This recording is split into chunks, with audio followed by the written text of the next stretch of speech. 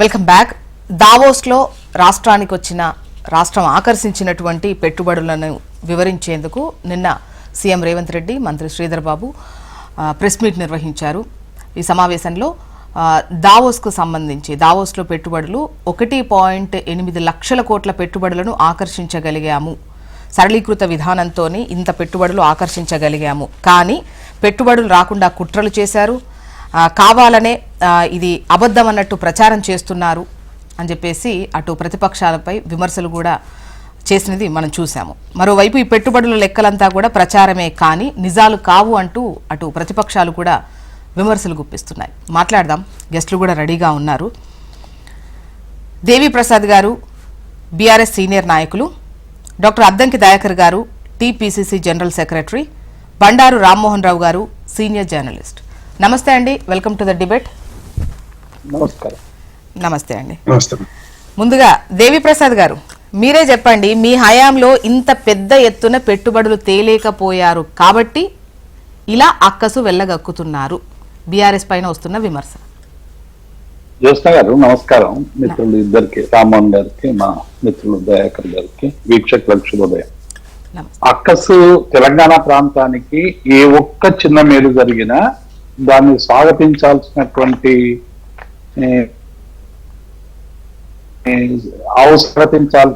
మనసుగానే ఉండాలి. డెఫినెట్ గా మేము బీఆర్ఎస్ పార్టీగా, తెలంగాణ ప్రాంత బిడ్డలుగా ఈ తెలంగాణ ప్రాంత అభివృద్ధి కోసం ఏ ఒక్క రూపాయి వచ్చినా మేము సంతోషిస్తాం. జ్యోత్స్న గారు, ఇది మాకేం అక్కసు ఉండాల్సినటువంటి అవసరం లేదు. ఇప్పుడు అక్కసు మా హయాంలో ఏదైనా ఒక కంపెనీ రాలేదనుకోండి, దాన్ని కన్విన్స్ చేసి రేవంత్ రెడ్డి గారు తెస్తే డెఫినెట్ గా సంతోషిస్తాం, సంతోషించకుండా ఎందుకుంటాం. కానీ చెప్తున్నటువంటి విషయాల పట్ల ఇవాళ అనేక రకాలుగా నిన్న ప్రెస్ మీట్ లో సీఎం గారు మాట్లాడుతూ ఇది ఒక పెద్ద చారిత్రక విజయం అన్నారు. డెఫినెట్ గా తెలంగాణకు 1,80,000 కోట్ల వచ్చినట్టున్నాయి, 1,80,000 కోట్లు. ఆ 80,000 కోట్లకు సంబంధించినటువంటి పెట్టుబడి రావడం అనేటువంటిది స్వాగతించాల్సి.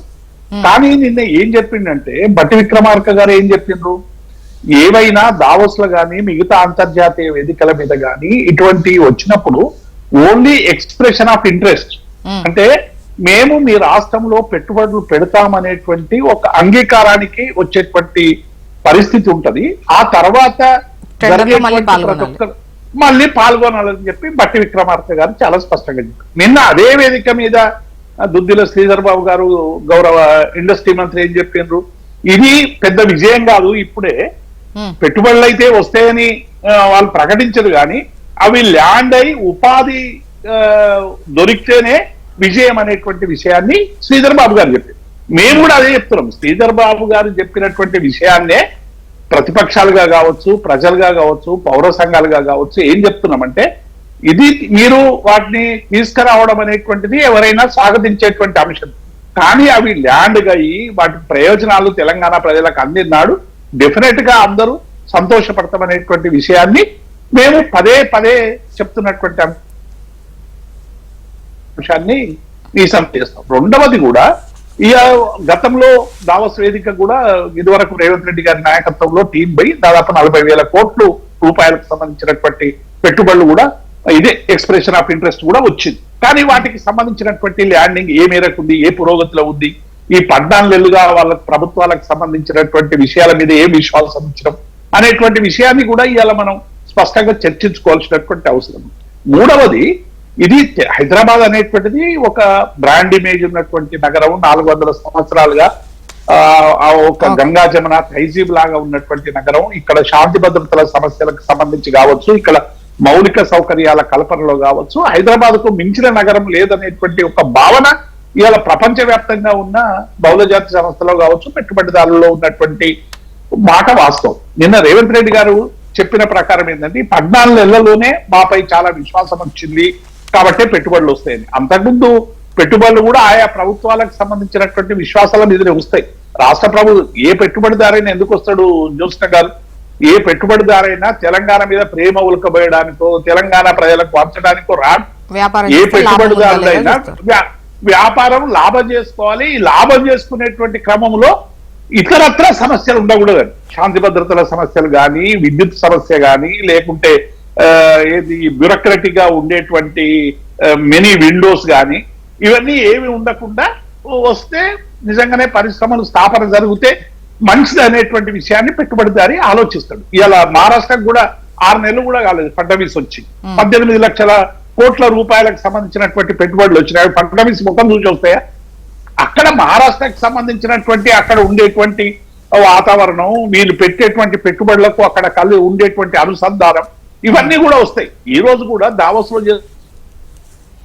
చేసుకున్నటువంటి ఒప్పందాల్లో ఆమె మిగతా సంస్థలు కావచ్చు, ఇదివరకే హైదరాబాద్ నగర వేదికగా కొన్ని కార్యకలాపాలు వాళ్ళు పాల్గొంటా ఉన్నారు. కాబట్టి హైదరాబాద్ నగరానికి ఉన్నటువంటి ఒక విశిష్టత, ప్రాముఖ్యత ఇవన్నీ తర్వాత ప్రభుత్వం నుంచి కన్విన్సింగ్ విధానాలు ఇవన్నీ కూడా ఒక ప్రముఖమైనటువంటి పాత్ర పోషిస్తాయి. ఇప్పుడున్న అంటే ఇవన్నీ ఉండటంతో పాటు అంటే ప్రభుత్వం ఏదైతే వాళ్ళని ఆకర్షించేందుకు ఇచ్చినటువంటి చెప్పినటువంటి వెసులుబాట్లు కావచ్చు, లేదంటే వాళ్ళు పెట్టుకోవడానికి ఇక్కడ ఏ విధంగా ఉంది అని వీళ్ళు ఇచ్చినటువంటి ప్రజెంటేషన్ కావచ్చు, వాళ్లకు నచ్చే వస్తున్నారు ప్రభుత్వం. డెఫినెట్ గా జ్యోత్స్న గారు, అందులో ఇప్పుడు మన ప్రభుత్వం ఏం చెప్పకుండా ముడుచుకొని కూర్చుంటే కాదు కదా, ఎట్లా వస్తాడు? ప్రభుత్వం చేయాల్సినటువంటి ప్రయత్నం చేయాల్సిందే. కానీ ఆ ప్రయత్నం తర్వాత ఇది ఎవ్వరు చేయలేదు, గతంలో ఎవ్వరు చేయలేదు, మేం మాత్రమే చేస్తున్నాం, మేము చేయబట్టే ఇక్కడికి ఇండస్ట్రీస్ వస్తున్నాయి అనేటువంటి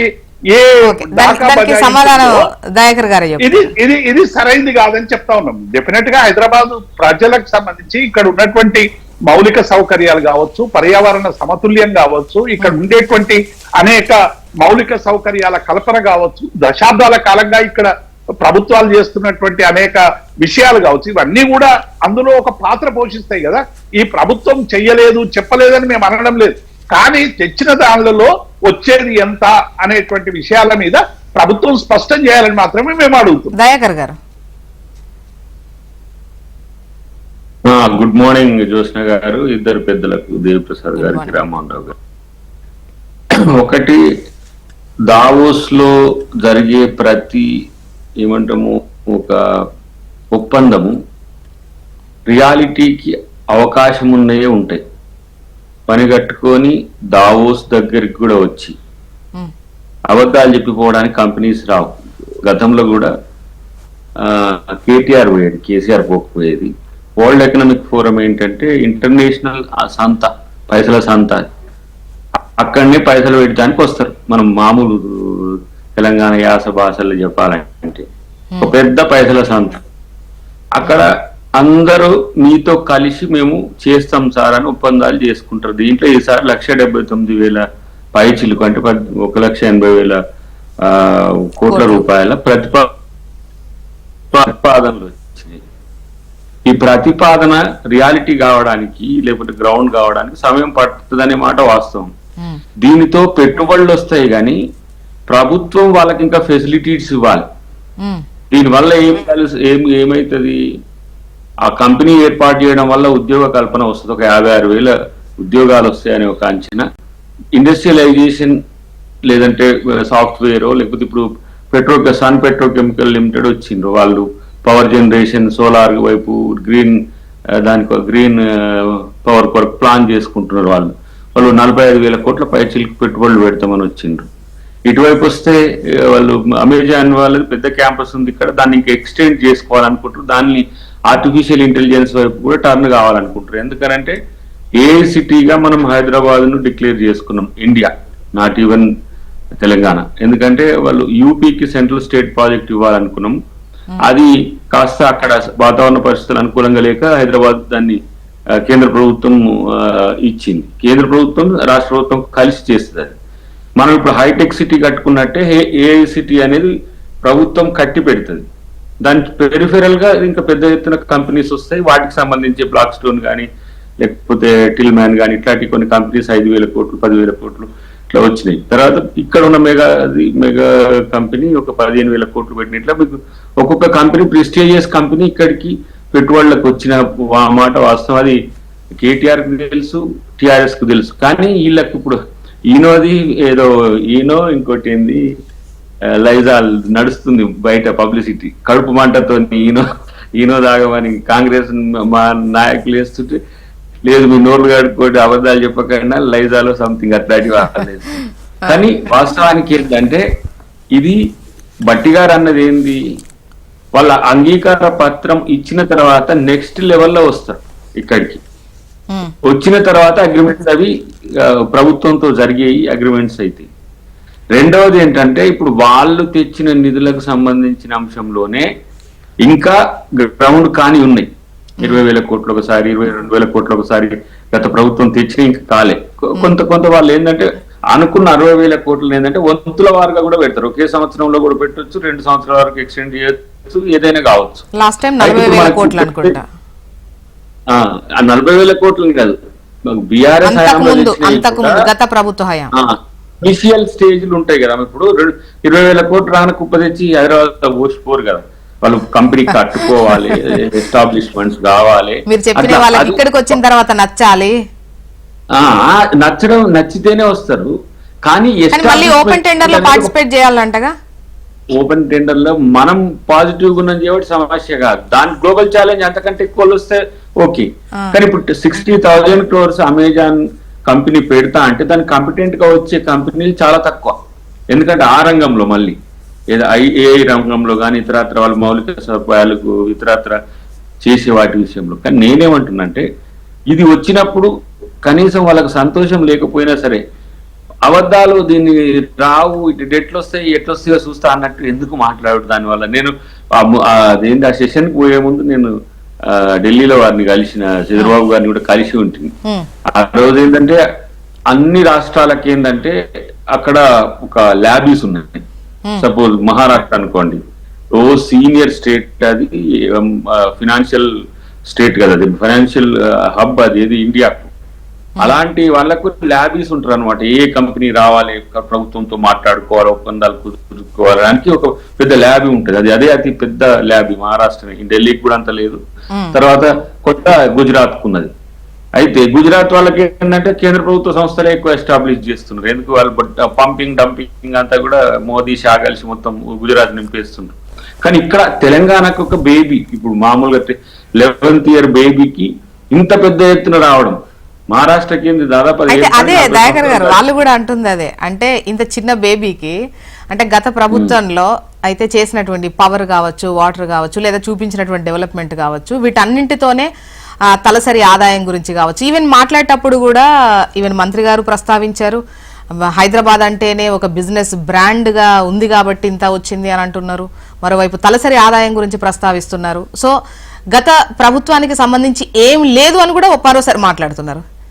సో ఏమంటున్నామంటే ఒకటి, దీంట్లో న్యూ డెవలప్మెంట్ ఎందుకు పెట్టుబడులు ఇంత పెద్ద ఎత్తున వరదలా రావడానికి అయింది అనేది మనం ఆలోచిస్తే, ఇది వరల్డ్ సెకండ్ ఏఐ క్యాపిటల్ అవుతున్నది.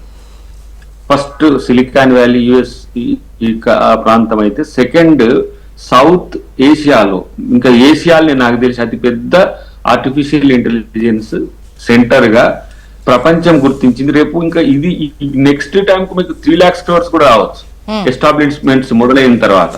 ఎందుకంటే ఇది న్యూ కాన్సెప్ట్. ఇంతకు ముందు మనకేంది, మన దగ్గరకు వచ్చిన ఐటీ కంపెనీస్ అంతా కూడా బెంగళూరు తరలిపోయి, ఇంకా అవసరమైతే మహారాష్ట్రకు పోయి, ఇటువైపు చెన్నైకి పోయి, ఎందుకంటే అది ఎక్కడైనా పెట్టొచ్చు. కానీ ఇక్కడ మనం హబ్ గా మారుస్తున్నాం. సెంట్రల్ స్టేట్ ప్రాజెక్ట్ ఇది ఉండడం వల్ల ఏంటంటే అంతర్జాతీయ పెట్టుబడిదారులు కూడా దీని పట్ల ఆకర్షితులు కావడానికి ఒక మేజర్ సోర్స్ అయింది. ఇప్పుడు ఇది నాకు తెలిసి పీనట్స్ ఇప్పుడు వచ్చినాయి కూడా. నెక్స్ట్ మనకు ఎక్స్టెండ్ అవుతుంది. ఇప్పుడు హైటెక్ సిటీ కట్టినప్పుడు ఎవరు కట్టిండ్రా, చుట్టుపక్కల ఎవరైనా కట్టిండ్రా? phase 1 కట్టినప్పుడు phase 2 కట్టిన తర్వాత ఇప్పుడు మీరు చూస్తే ఏ విధంగా ఇప్పుడు ఇటువైపు సిటీ ఉంటుందో మీరు చూస్తారు. అట్లనే ఏ సిటీ కూడా ఒక 10 years గ్రో ఉంటది. ఇంకా అప్పుడు ఎక్కువ పెట్టుబడులు వస్తాయి. కానీ మహారాష్ట్ర ఏంటంటే, మహారాష్ట్రకు కళ్యాణ్ తో పాటు అదేంటి థానేతో పాటు ముంబై, అసలు మీకు ముంబైని మీరు ముంబై అనడానికి లేదు. ఇప్పుడు పెద్ద ఇంకా పెద్ద సెంటర్ గా మారిపోయింది. అన్ని 4 towns కలిసినాయి మొత్తం. అది ఇండియాలోనే అతి పెద్ద కర్మాగార పట్టణం. అది నాకు తెలిసి అంత పెద్ద పట్టణంతో పోటీ పడే పరిస్థితి. ఇంకా చెప్పాలంటే వాళ్ళే కొన్ని పెడతామన్నా కూడా రిజెక్ట్ చేసేటువంటి పొజిషన్ లో వాళ్ళు ఉన్నారు. ఇవాళ పెట్టలేరు, ఎందుకంటే మీకు లేదు ప్లేస్ లేదు. కానీ హైదరాబాద్ వైడ్ రేంజ్ లో మీకు RR RRR దాటి కూడా మీకు 60-70 kilometer రేడియస్ లో మంచి సౌకర్యవంతమైన భూమి ఉంది, అన్ని రకాల అవకాశాలు ఇచ్చి. సరే వాళ్ళు ఏం చేసిండ్రు బీఆర్ఎస్ అని అంటే, మేము పవర్ ఇచ్చినాం, మేము రమ్మన్నాం, ఇది చేసినా కూడా వాళ్ళకి అంతమంది వచ్చారు. కానీ దీనికి అదనపు బొనాంజా ఏంటంటే ఇప్పుడు మనం పబ్లిక్ పాలసీస్ కానీ లేదంటే ఇండస్ట్రియల్ పాలసీస్ కానీ వాళ్ళకు సింగిల్ విండో అనేది కాదు, ఇక్కడికి వచ్చి పెడితే మాకు లాభదాయకత ఉంటది అని నమ్మకం కల్పించగలిగినాం. మనకు ల్యాబీ లేకున్నా సరే ఏదో అంటారు కదా, ఊరి నుంచి వచ్చిన పోరగాడు 10 6లు కొట్టిన 2 ఓవర్లు అన్నట్టున్నది ఇప్పుడు మన పరిస్థితి. కాబట్టి దాన్ని సంతోషపడండి, సంతోషపడేది వదిలేసి మీరు ఎట్లొస్తాయి రాకూడదు కదా అన్నట్టు అనేది అంటే ఎక్స్పెక్ట్ చెయ్యకుండా మీరు అన్నారు కదా చిన్నపిల్లాడు వచ్చి 6 కొట్టారని, సో అటువంటి ఎక్స్పెక్టేషన్ లేని టైంలో ఇది నిజమా కాదా అంటే డౌట్ లో ఉన్నారేమో, నిజమా కాదా లేకపోతే అంకిల గారడి అని డౌట్ లో ఉన్నారేమో. పోయేటప్పుడు మన పిల్లల్ని కూడా ఎడ్యుకేట్ చేయాలి, యుఎస్ లో ఉండేటోళ్ళని యూకే ఉండేటోళ్ళని, కొంత ఏ కంపెనీస్ తో ర్యాప్ ఉంటే వాళ్ళని చేసుకోవాలి మనము అనే ఆలోచనతో ఉండే ఆయన. కానీ వాళ్ళు ఏం చేశారు, ముఖ్యమంత్రి గారు తర్వాత చంద్రబాబు గారు వాడు చేసిన ప్రయత్నాలు ఏమైతే ఇమీడియట్ గా వాళ్ళకి రీచ్ కాగలిగిన ఒక 1.5 month నుంచి దీని పట్ల ఒక స్టిపులేటెడ్ ప్లానింగ్ ఉన్నది వాళ్ళకి. అది ఎవరికి ఏం చెప్పలే, ఎందుకంటే ఇంకో రాష్ట్రాలు కూడా పోటీ పడతాయి వాటికి సంబంధించిన అంశంలో. మేము ఏం చేయగలం, ఇప్పుడు అమెజాన్ కు ఇంటెంట్ రాసేటప్పుడు ఎట్లా మేము ఈ విధంగా మీకు సహకరించగలము అని చెప్పి క్యాంపస్ ఉన్నది కూడా కాబట్టి, ఇట్లా సన్ పెట్రో కెమికల్స్ ఒక సెన్సేషన్ అది ఇక్కడ పెట్టాలనుకోవడం అనేది. రెండోది అది ఎవరిచ్చిండ్రు, రాజశేఖర రెడ్డి గారు ఇచ్చిండ్రు, రాజశేఖర్. బట్ ఆ తర్వాత ఒక్కొక్కటి ఇప్పుడు అంతకు ముందు వాళ్ళే మీరు ఫాలో అవుతారు, మీకన్నా ముందు చేసినవి కూడా వాళ్ళు బయట చెప్తున్నారు కదా మేము ఫాలో అయ్యాము అంటే అది కొనసాగింపు. కూడా కోట్ చేసుకుంటారు కూడా అది కాదు కదా. కానీ ఇక్కడ వాళ్ళు ఒక్కటే చెప్పి నేను ముగిస్తాను, ఎందుకంటే పెద్దలు రామ్మోహన్ గారు కూడా చెప్పిన తర్వాత వాళ్ళు డిస్కస్ చేశాం. కానీ ఇక్కడ మేము ఎంచుకున్న పాలసీలు లేదు మన చంద్రబాబు గారు ముఖ్యమంత్రి గారి యొక్క స్ట్రాటజీ వర్కౌట్ అయిందనేది ఇప్పుడు మాకు అర్థమైంది. ఇంకా ఎక్స్పెక్టేషన్స్ నాకు తెలిసి నేను అనుకున్నాను ఈసారి 70,000-80,000 కోట్ల ప్రతిపాదనలు రావచ్చు అని. కానీ అతి ఎక్కువ 2 days లోనే ఎక్కువ మన వైపు రావడం అనేది, పక్కన మనకు ఆంధ్రప్రదేశ్ చంద్రబాబు నాయుడు గారు పెద్ద ల్యాబ్ చేసినా కూడా దాదాపు వాళ్ళకు 30-40 మంది పిల్లలు చాలా అదే పనిగా చేసినప్పుడు కూడా రాలేకపోవడం అంటే ఇది ప్లేస్ మహిమ ఒకటి. ప్రభుత్వం కూడా ఎక్కడెక్కడైతే ఏ కంపెనీలకు సంబంధించి ఉన్నామంటే వాటికి అన్ని లెటర్లు రాయడం ఇవన్నీ చేయడం అనేది అయితే కారణం అని. ఓకే రామ్మోహన్ రావు గారు విశ్లేషణ తీసుకుందాం. రామ్మోహన్ రావు గారు, ఆయన చూస్తున్నారు దావోస్ పర్యటన, వచ్చిన పెట్టుబడులు, ఆ తర్వాత వస్తున్న అటాక్స్, కౌంటర్ అటాక్స్ చూస్తున్నారు. అండ్ దావోస్ పర్యటన ఎప్పుడు జరిగినా కూడా, అది ఏ రాష్ట్రంలో జరిగినా కూడా ప్రభుత్వం తెచ్చిన వాటిపైన ప్రతిపక్షాలకు నమ్మకం కొరవడుతున్న సిచ్యువేషనే ఉంది. అండ్ ఇప్పుడు కూడా ఈ నంబర్ కాస్త ఆశాజనకంగా, ఇంకా చెప్పాలంటే ఆహ్వానించదగ్గ నంబర్ గా ఉంది, కానీ ఇది ఇంప్లిమెంట్ అయినప్పుడు కదా అనేది వాళ్ళొక మాట మాట్లాడుతున్నారు. సో ఓవరాల్ గా మీ విశ్లేషణ ఏంటి? జ్యోత్స్న గారు, మీకు అద్దెకి దయాకర్ గారికి అట్లాగే దేవప్రసాద్ గారికి హెచ్ఎండి ప్రేక్షకులకు నమస్కారం. మీరు అన్నారు ఒక ఉదాహరణ, మంచి ఉదాహరణ చెప్పారు దయాకర్ గారు. గ్రామీణ ప్రాంతం నుంచి వచ్చినోడు 2 6లు కొట్టినట్టు. నిజంగానే మన త్రిష అనే అమ్మాయి, గొంగడి త్రిష అనే అమ్మాయి భద్రాచలం నుంచి వచ్చి మరి మహిళా క్రికెట్ లో 53 బంతులలో 100 పరుగులు దాటి సెంచరీ కొట్టింది, అభినందిద్దాం. అట్లానే ఇప్పుడు రేవంత్ రెడ్డి గారి ప్రభుత్వం 2వ సంవత్సరంలోనే 1,79,000 కోట్ల రూపాయలు, సుమారుగా 48,000 ఉద్యోగాలు కల్పించే అవకాశాలు తీసుకొని వచ్చారు. చాలా సంతోషిద్దాం. ఒక సామెత ఉంది జ్యోత్స్న తెలుగులో, అత్తను కోడలు అడిగిందట. ఏమైనా అత్త నేను కొడుకుని అంట అంటే వద్దనే ఫస్ట్ అత్త ఎవరైనా ఉంటారా? ఉండరు కదా.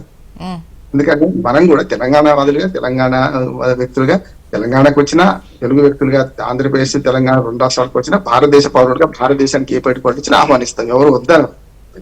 కానీ సమస్య ఏంటంటే పైన నాయకుల కంటే మన చర్చ బాగా జరుగుతుంది. దయాకర్ గారు కానీ, మన పెద్దలు దేవప్రసాద్ గారు కానీ, మనం చాలా ఉండాలి చర్చ. ఇది ఇట్లాగే జరగాలని కోరు. దాని నేనేమంటే ఇల్లు అలికారు పండుగ కాదు అంటున్నాను. ఈ మాట ఇప్పుడు కాదు, టీఆర్ఎస్ హయాంలో కూడా అదేమాట. ఇల్లు అలికారు పండుగ కావాలంటే యాజ్ అడ్వకేట్ చెప్తున్నాను, ఎంఓయూ అంటే మెమోరాండమ్ ఆఫ్ అండర్స్టాండింగ్ అంటున్నాం. అంటే కేవలం మేము మీ రాష్ట్రానికి వస్తాం, ఈ పెట్టుబడి పెడతామా, ఇద్దరి మధ్య ఒక ఒప్పందం కుదిరింది, ఒక అగ్రిమెంట్. ఇది సాకారం కావాలంటే మనము వారిని మళ్ళీ ఆహ్వానించాలి. వారు వచ్చిన తర్వాత వాళ్ళకి మౌలిక సౌకర్యాలు కల్పించాలి. ఇదివరకే కొన్ని సౌకర్యాలు ఉంటే వాళ్ళకి అదనంగా చేయాలంటే నీ భూమి ఫస్ట్, క్షేత్రం లేకుంటే ఏది రాదు. భూమి తర్వాత నీరు, దానికి రోడ్లు, విద్యుత్, ఇట్లాంటి సౌకర్యాలను కల్పిస్తే వస్తాం. అందుకనే నేను పుట్టిన నాటి నుంచే మొదలైందన్నట్టు ఎవరేం చెప్పారు. ఇంతకుముందు దయాకర్ గారు ఉన్నారు. నిజంగా రాజందాహి బిల్లు కూడా ఎప్పుడో వచ్చింది మరి నిజాం హయాంలో. అందుకని అది కూడా మనం పరిగణలో తీసుకోవాలి. హైదరాబాద్ అభివృద్ధి, హైదరాబాద్ స్టేట్ అభివృద్ధి అనేది ఒకనాడు మొదలైంది కాదు. అవును. స్వాతంత్రం వచ్చినాక కూడా భారతదేశ మొట్టమొదటి ప్రధానమంత్రిగా ఆనాడు ఆధునిక దేవాలయాలని నాగార్జున సాగర్, శ్రీశైలము, ఆ తర్వాత శ్రీరామ్ సాగర్ ఆయన సాయంలో మొదలైంది, తర్వాత పూర్తయింది. అట్లానే మనకు హైదరాబాద్ విశ్వనగరం హైదరాబాదు ఆనాడు బిహెచ్ఏలు, హెచ్ఏలు, ఈసీఐలు అట్లాంటివన్నీ వచ్చినాయి కదా మనకు. అందుకని అంబేద్కర్ గారే ఆనాడు అన్నారు, హైదరాబాదు దక్షిణ భారతదేశానికి gate way of south India. ఒక దేశానికి కనుక రెండవ రాజధాని అవసరం అనుకుంటే హైదరాబాదే సూటబుల్ అని చెప్పి ఎన్నడో అంబేద్కర్ గారు కూడా. కనుక విశ్వనగరంగా హైదరాబాద్ అభివృద్ధి చెందడంలో ఇవాళ మొదలు కాలేదు. రోమ్ నగరం ఒకటే నాడు నిర్మాణం కానంటే మొత్తం హైదరాబాద్ నగరం విశ్వనగరంగా మారడానికి గత పాలకులు, నేను అది కూడా కోడి చేస్తాను, నిజాం పాలకుల నుంచి మొదలుకొని ఆనాడు ఒక దేశంగా ఉన్న నిజాం పాలన చూసుకుంటే యూనివర్సిటీ ఉంది, మనకు విద్య, ఆరోగ్యము, అట్లానే పాలనాపరమైన భవనాలు, ఎయిర్పోర్టు, రేడియో స్టేషన్, ప్రత్యేక ఆర్థిక వ్యవస్థ, ప్రత్యేక కరెన్సీ, ఇన్ని ఉన్నాయి కదా మనకు. కొత్తగా రాలే. ఇవాళ హైదరాబాద్ అభివృద్ధిలో అక్కడి నుంచి మొదలు పెడితే ఇక్కడ దాకా వచ్చింది. కనుక 10 ఏళ్ల తెలంగాణలో ఈ అభివృద్ధి సాధించే క్రమంలో రేవంత్ రెడ్డి గారు ఒక మంచి మాట అన్నారు. ఏమని అంటే, ఈ అభివృద్ధి వాళ్ళ ఈ రావడానికి కారణం ఏంటంటే చంద్రబాబు నాయుడు ఆలోచన, తర్వాత రాజశేఖర రెడ్డి గారి ఆచరణ. ఎయిర్పోర్ట్ వచ్చింది, ring road, outer ring road వచ్చింది, ఇప్పుడు రీజనల్ రింగ్ రోడ్ రాబోతుంది. దాని కంటిన్యూటీ ఆయన చేసిందని ఒక మాట మర్చిపోయారు. నిజంగా కేసీఆర్ గారు కూడా 10 ఏళ్ళు ఉన్నారు కదా ముఖ్యమంత్రిగా. అందుకని ఇక్కడ రాజకీయ విభేదం పెట్టుకోకపోతే నేను అన్న నిజాం కాలం నుంచి మొదలు పెడితే నిన్నటి కేసీఆర్ వరకు ఇవాటి రేవంత్ రెడ్డి వరకు మనకు ఆ పెట్టుబడులు రావడానికి కానీ హైదరాబాద్ విశ్వనగరంగా మారడానికి చాలా అవకాశాలు ఉన్నాయి కూడా ఇప్పటికి కూడా. రెండోది చెప్తాను, ఇప్పుడు మన ఆంధ్రప్రదేశ్ ముఖ్యమంత్రి చాలా అనుభవజ్ఞుడు, 40 ఏళ్ళ ఇండస్ట్రీ. కానీ మన ఆంధ్రప్రదేశ్కి ఎందుకు ఎక్కిపోయిండు అంటే మనకి విశ్వనగరం ఉంది, అక్కడ లేదు. నేను స్పష్టంగా చెప్పిన, ఆయన మీ 30 కొడుకులు పోయిండు ఏమైంది అని విమర్శిస్తుంటే ఆంధ్రప్రదేశ్ టీవీలో మాట్లాడతాను కదా, నేను అదే చెప్పిన. ఇప్పుడు అనుభవం ముఖ్యం కాదు, ఇక్కడ అవకాశాలు ముఖ్యం. హైదరాబాద్ అనే నగరం మనకు ఆభరణం, హైదరాబాద్ అవకాశాల వానికి వెలువ ఉండే నగరం, దానికి అనుసంధానం అవుతుంది ఎవరైనా కూడా. అందుకనే ఇవాళ ఇంతకుముందు దయాకర్ గారు మంచి ఉదాహరణ చెప్పారు, అది పైసల అంగడి. నిజంగానే అంటే మనం అంగట్లో ఇప్పుడు మనం కూడా కూరగాయలు దొరకాయి, మనం అంగడికి వారం మండల కేంద్రానికి తాలూకు కేంద్రం ఎందుకు పోతాము, ఆడైతే ఫ్రెష్ గా దొరికితే అంత ఎక్కువ మంది వస్తారు, మంచి మన ఇష్టమైన కూరగాయలు తీసుకోండి. ఇప్పుడు ఇదే అంగట్లో మనం కూర్చుంటున్నాం, ఇప్పుడు అంగట్లో ప్రభుత్వాలు కూర్చుంటున్నాయి, కొనేవాడేమో అక్కడ ఉన్నాడు, ఎవరు పెట్టుబడిదారులు. వాళ్ళు ఏం చేస్తున్నారు, ఏ రాష్ట్రానికి రావాలని ఆలోచన చేసుకుంటూ వస్తున్నారు. ఆర్థిక రాజధానిగా బాంబే నగరంతో పోటీ పడలేకపోవచ్చు, కానీ దక్షిణ భారతదేశంలో ఉన్న మిగతా నగరాలతో మనం పోటీ పడగలుగుతాం. ఒక్క ఐటీ రంగంలో బెంగళూరులో ఉన్నానమ్మా, ఐటీ రంగంలో మాత్రమే కొంచెం మనకు ఇంకా బెంగళూరుని దాటేయలేకపోతున్నాం, దాటేస్తామని నమ్మకం. ఎందుకంటే ఇక్కడ కన్నడ రోజులు నడుస్తున్నది మళ్ళీ సేమ్.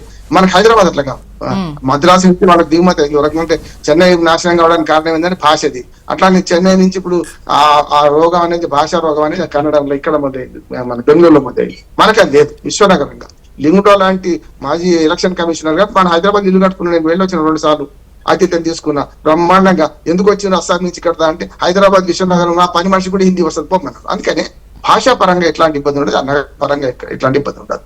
నేను రేవంత్ రెడ్డి గారిని ఒకటి అభినందిస్తున్నాను ఏంటంటే డీసెంట్రలైజేషన్ ఆఫ్ పెట్టుబడులు. ఎందుకంటే ఎప్పుడు కూడా సెంట్రలైజ్ చేసి మొత్తం హైదరాబాద్ చుట్టే తిప్పేది బదులు పెట్రోకెమికల్స్ బాగా చూడండి, ఇటు పోతే నాగర్ కర్నూలు అటవీ ప్రాంతం, మహబూబ్నగర్ దక్షిణ తెలంగాణ, అటు పోతే మురుగు అంటే ఉత్తర ఈశాన్య మన తెలంగాణ రూపాన్ని లెక్కైతే, ఇటు పోతే మంచిర్యాల నుంచి ఒక 2 కిలోమీటర్లు పోతే అడివే వస్తుంది, మనకు బ్రహ్మాండమైన ప్రకృతి సౌందర్యం కనపడుతుంది. అంటే మంచిర్యాల, ములుగు, నాగర్ కర్నూలులో పెట్రోకెమికల్స్ గురించి పెట్టిన చూసిందా, అది చాలా కరెక్ట్ అంటున్నారు. అంత హైదరాబాద్ కి పరిమితం కాకుండా ఒకనాడు గోదావరికి అని 10,000 జనాభా కూడా లేదు, ఇవాళ 1,00,000 మించిన 1,50,000 2,00,000 జనాభా ఉంది. ఎందుకు వచ్చింది, ఎన్టీపీసీ వచ్చింది, రామగుండం ఎరువుల ఫ్యాక్టరీ వచ్చింది, ఇప్పుడు కాదు 50 ఏళ్ల కింద వచ్చింది ఇవన్నీ కూడా. కనుక దాని వల్ల 2,00,000 జనాభా బతకలుగుతున్నారు. వాళ్ళ మొత్తం గోదావరికి అనే ప్రాంతం, తూర్పు ఆదిలాబాద్ జిల్లా అంతా అభివృద్ధి చెందింది. రైల్వే లైన్ నిజాం కాలం వేస్తే మన తర్వాత వచ్చిన ఈ ఎన్టీపీసీ ఇవన్నీ కూడా అభివృద్ధి చేసినాయి కదా.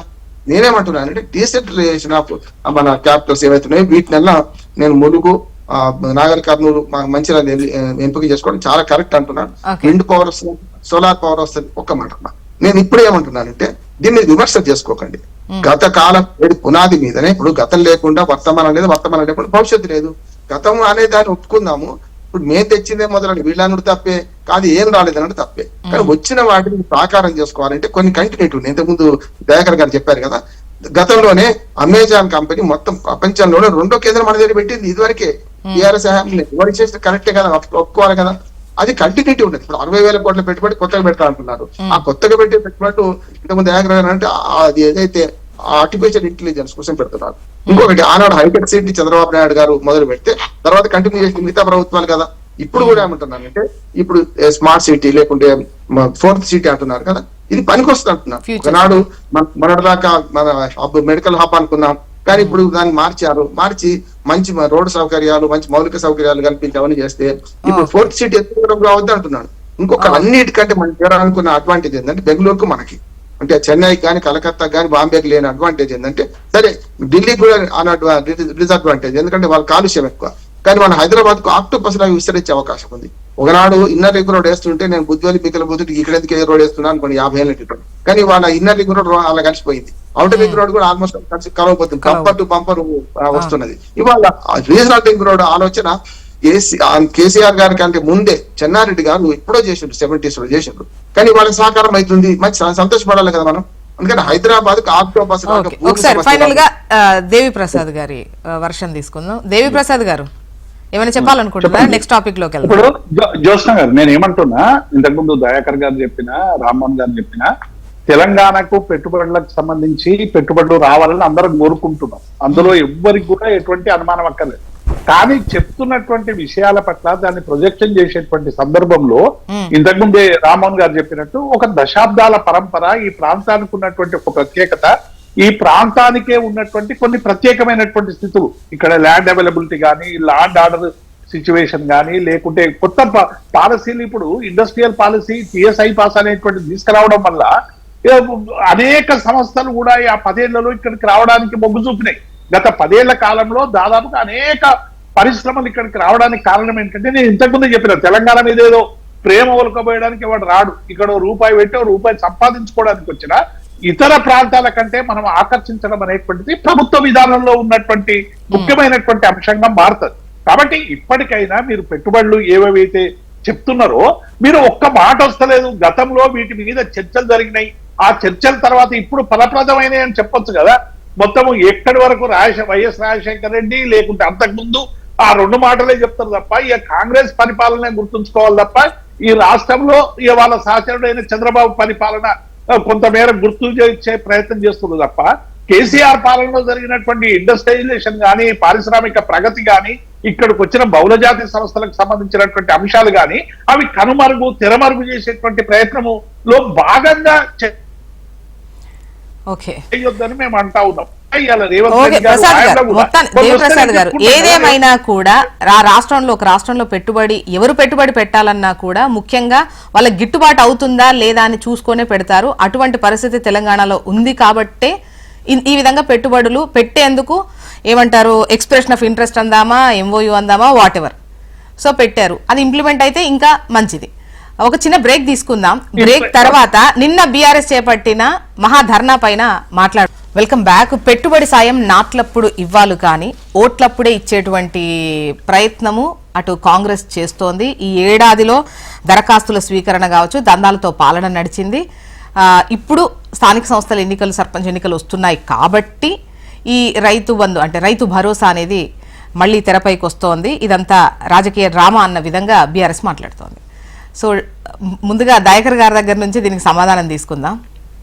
దయాకర్ గారు, మరి ఏం చేయాలమ్మా, వాళ్ళు బడ్జెట్ కు చేతబడి చేసిండ్రు, మీకు తెలుసు కదా వాళ్ళు ఏం చేసిపోయిల్లో చేసే చెప్పారు. అసలు నేనైతే 7 లక్షల కోట్లని అసలు ఊహించలే. కానీ అప్పుడు నిర్మలా సీతారామన్ గారు దయాకర్ గారు అసలు ఎన్నికల టైంలో మామూలుగా చెప్పిన లెక్క అంటే అప్పులు ఇన్ని ఉంటాయి అంటే మేము ఇంకో 10 లక్షల కోట్లు ఉంటాయి.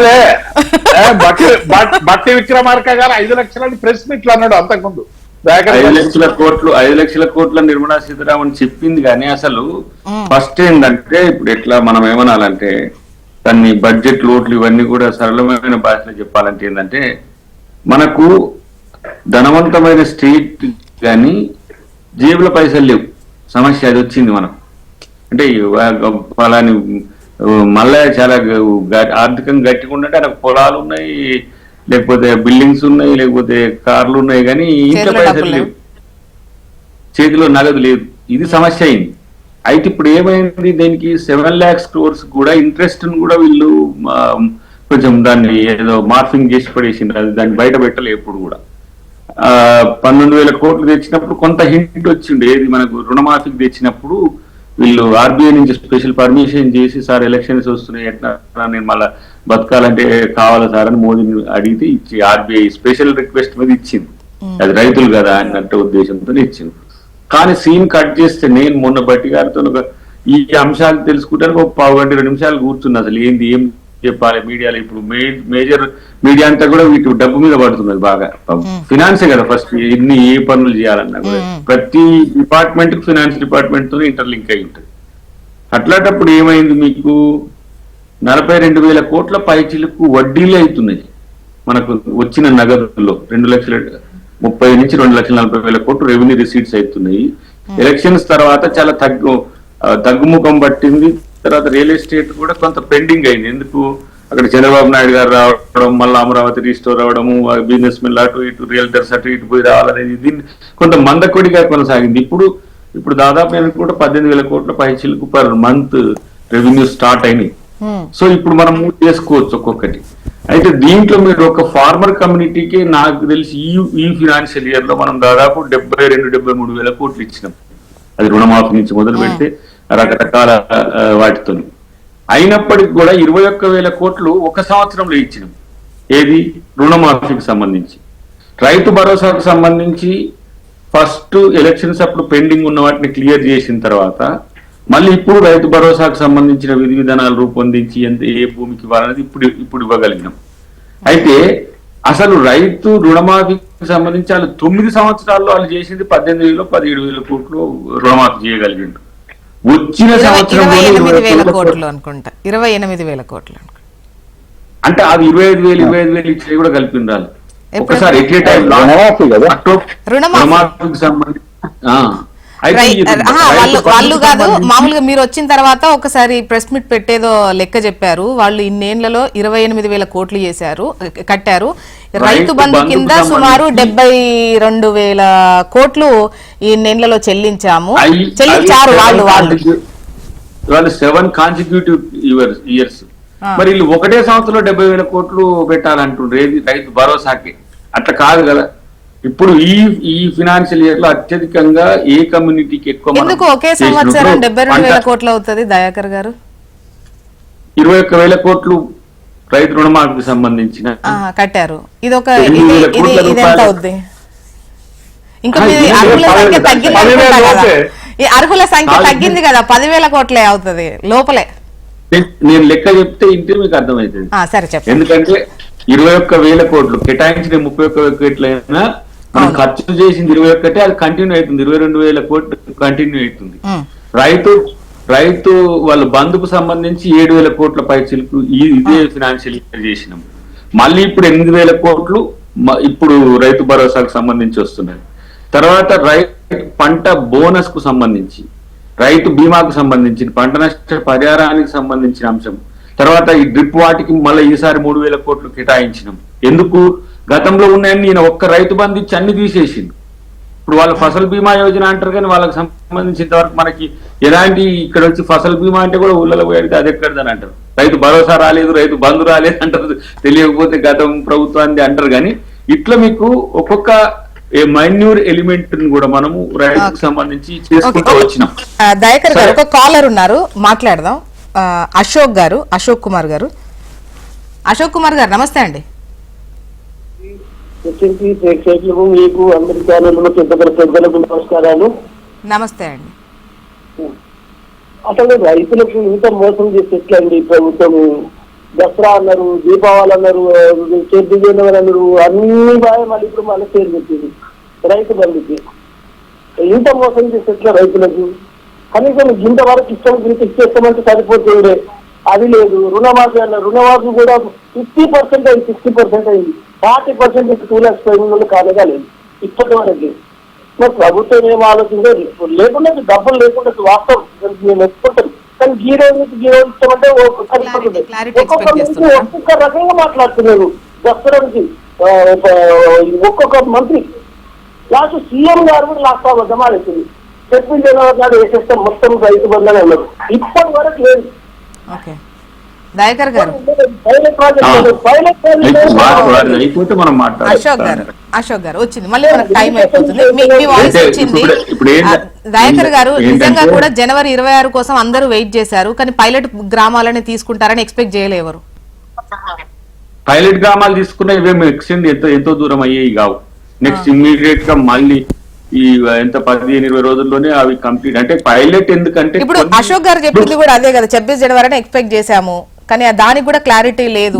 ఇదే కనుక ముందు తెలిసింటే ఆ రోజు పడుతుందని ఎక్స్పెక్ట్ చేసేవాళ్ళు కాదు కదా అంటారు. ఇప్పుడు వారికి ఉన్న కష్టాలు వారికి ఉన్నాయి, చెప్పుకునే హక్కు కూడా వారికి ఉంది కాబట్టి ఆయన మనం డినై చేయలేము. కానీ చెయ్యడానికి ఒకటి ఆర్థిక అంశాలే అడ్డంకి కాదు. గతంలో వాళ్ళు భూమికి ఇచ్చిండ్రు, అది పంటని లేని ఏదైనా కానీ సర్వే నెంబర్ ఉంటే ఫిల్మ్ సిటీలకు కూడా పోయినాయి. రామోజీ ఫిలిం సిటీకి 2 కోట్లు పోయినాయి. తర్వాత నాగార్జున వాటికి అన్నపూర్ణ ఇట్లాంటికి కూడా పోయిన పరిస్థితి ఉందని అక్కడ ఎక్స్టెన్షన్ లో. ఇవి నేనేమంటున్నంటే రైతులు కూడా తిరిగి ఇచ్చిండ్రు. ఇది మేము వెంచర్ వేసుకుంటే మాకెందుకు ఇస్తుండ్రు సార్ ఇది మేము అని చెప్పి జెడ్పీటీసీ ఇక్కడ రంగారెడ్డి జిల్లాలో ఆయన వీళ్ళు క్లాస్ వీకిండ్రు. అట్లా కాకుండా పంట సహాయం కదా, పంట పెట్టుబడి సహాయం. ఇది పంట వేసిన వాళ్ళకి ఇవ్వాలంటే ఐడెంటిఫై కూడా కావాలి. సరే మనోడు అన్నదానికి ఏంటిది ఎన్ని రోజులు సార్, ఎన్ని ఎక్స్టెండ్ చేస్తారు సార్ అంటే మరి పైసలు కూడా అవసరమే కదా. ఇప్పుడు ఇవ్వాలంటే ఏమున్నది కాడ ఖజానా ఉంటే ఇట్స్ మ్యాటర్ ఆఫ్ టింగ్ కూడా, లేకపోతే ఏ దానికైనా ఒక్క 1 డే సరిపోతుంది. కానీ మొడాలిటీస్ తయారు చేసిన అదొకటి, రైతును మోసం చేస్తుందనేది ఏదైతే ఉందో మనోడు ఉద్దేశపూర్వకంగా అన్నట్టే లెక్క. ఇప్పుడు ఎస్సీ ఎస్టీలకు సంబంధించి మీరు చూడండి 8,000 కోట్లు ఖర్చు చేసినాము.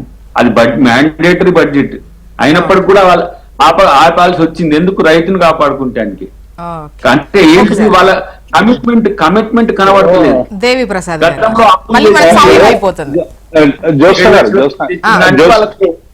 సరే వాళ్ళకి చెప్పాను 7 లక్షల కోట్లు తెచ్చింది ఈ జనానికి తెలియదు. ఇప్పుడు ఇదంతా కూడా ఏంటి మాకు వచ్చిందే లెక్క. ఇచ్చినవా లేదా? కేసీఆర్ ఇచ్చిండు, నువ్వు ఈ అప్పు మీరు చెయ్యట్లేదా ఈ 9 నెలల్లో అప్పవలా? అప్పుగా కాదు, వచ్చిన బడ్జెట్ వడ్డీలకు కట్టాల్సి అయిపోతుంది. ప్లీజ్ ప్లీజ్ ప్లీజ్ దేవి ప్రసాద్.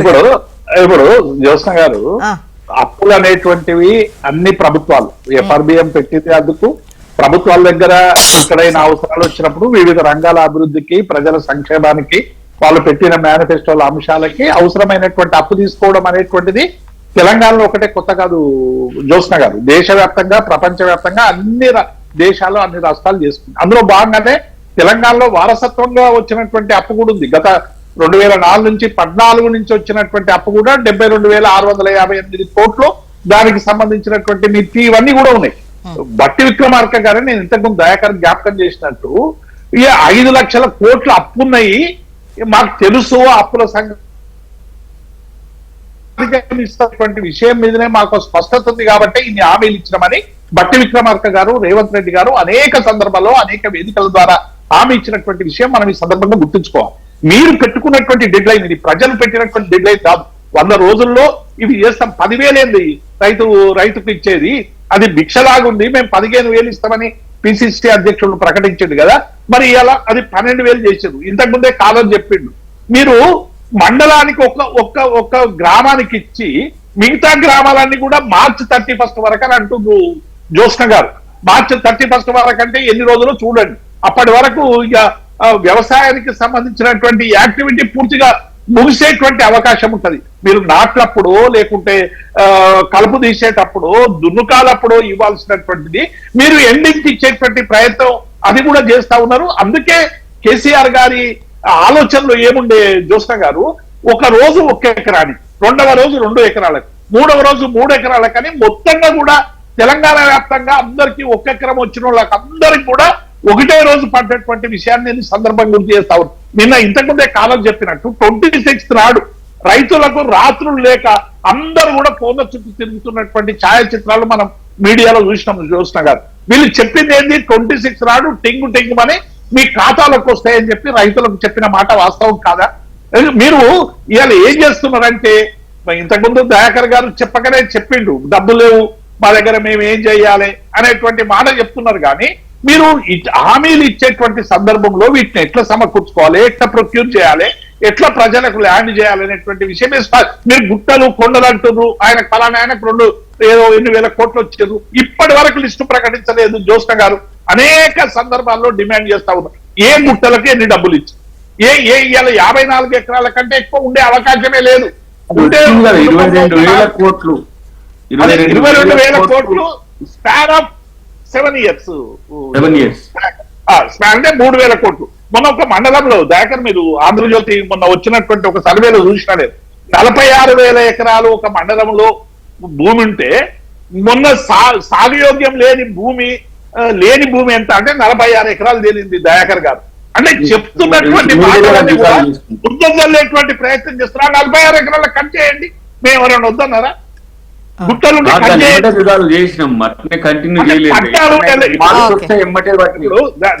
దయాకర్ ఇది కంటిన్యూ ప్రాసెస్. మీరు ఒకసారి ఆ ప్రభుత్వం ఆపింది ఇచ్చిండ్రు, మధ్యలో ఒక కారు ఎత్తగొట్టిండ్రు, ఇప్పుడు కారు ఇచ్చే దగ్గర 15,000 ఇస్తామన్నారు, 6,000 ఇచ్చిండ్రు. 6,000 ఇవ్వడానికి కూడా మీరు 26 నాడు ఇస్తామని చెప్పి మార్చి 31 వరకు పోవడం వల్ల అది మీకే. ఇప్పుడు మీరు ఎవరికి వస్తుంది పాలు ఇప్పుడు అట్లా కాకుండా రైతు రుణమాఫీ రైతు భరోసా ఇస్తే అన్నట్టు. ఇప్పుడు టాక్టిక్స్ కేసీఆర్ టాక్టిక్స్ ప్లే చేయాల్సి ఉంటే 20,000 కోట్లు 10,000 కోట్లు ఇచ్చి పెట్టుబడి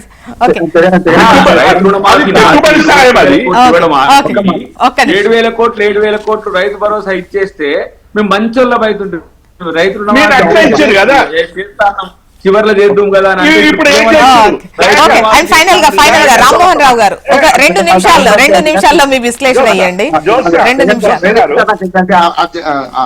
ఆటంకపరచుకుంటే 2 నిమిషాల్లో మాట్లాడతాను.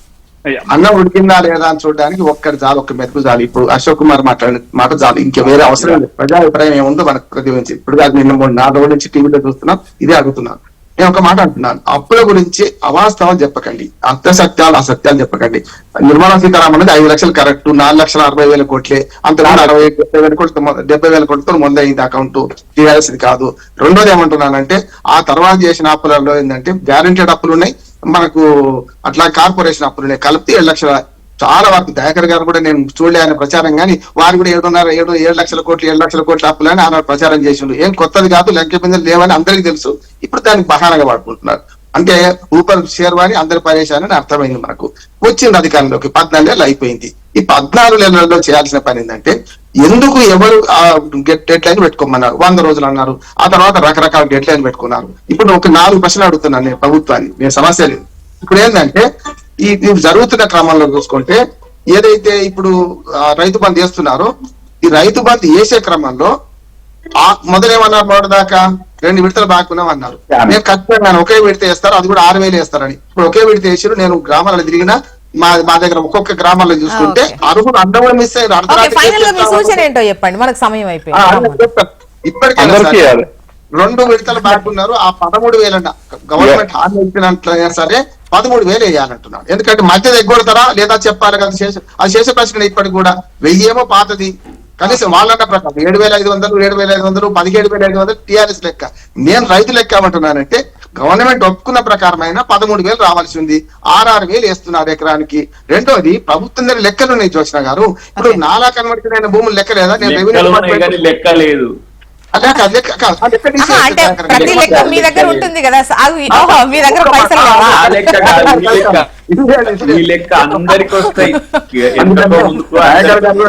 ఒప్పుకున్న తర్వాత ఎవరేం చేసేది లేదు. బట్ రైతులు మాత్రం ఒక క్లారిటీ ఎక్స్పెక్ట్ చేస్తున్నారు దయాకర్ గారు. అశోక్ గారు కాలర్ కూడా మనం మాట్లాడింది అదే. అది చెప్తే సంతృప్తి చెందకపోయినా తప్పని పరిస్థితుల్లో అడ్జస్ట్మెంట్ మోడ్ లో, సర్దుబాటు మోడ్ లో పోవాల్సింది. బట్ రైతులు మాత్రం స్టిల్ కన్ఫ్యూజన్ లో ఉన్నారని మాత్రం కాలర్ ని బట్టి మనకు అర్థమైందిగా. చూడండి, ఆ దిశగా ఆలోచించండి. థ్యాంక్ యూ సో మచ్ అండి డిస్కషన్ లో పాల్గొన్నందుకు. Thank you so much. మనకు టైం అయిపోయింది. దయాకర్ గారు అండ్ దేవి ప్రసాద్ గారు, రామ్మోహన్ రావు గారు, థ్యాంక్ యూ అండి. ఇది ఇవాళ మన న్యూస్ అనాలిసిస్. చూస్తూనే ఉండండి హెచ్ఎం టీవీ. వార్త ఆగదు, నిజం దాగదు.